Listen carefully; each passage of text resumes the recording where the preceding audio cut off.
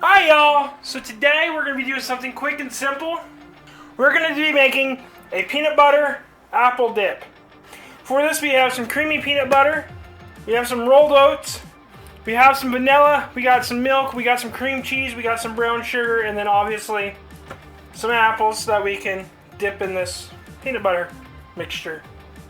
But before we get to making this, we are on the road to 500 subscribers, so if you want to learn a new recipe every week, go ahead, hit that subscribe button, and let's get to cooking.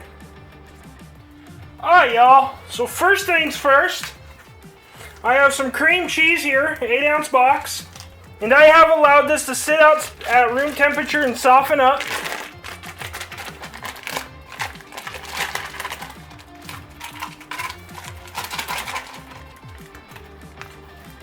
Now we're going to take a cup of peanut butter.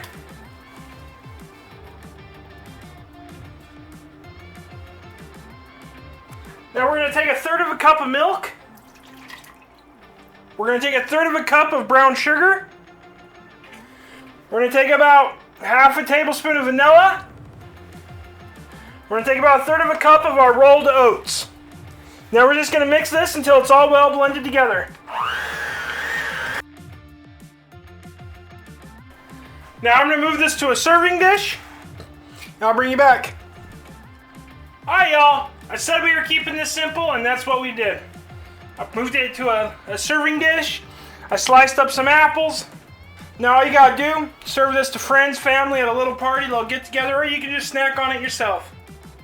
But if you like this video, go ahead, hit that like and subscribe button down below. There's a video over here that YouTube thinks you should watch, and until next time, keep on cooking on.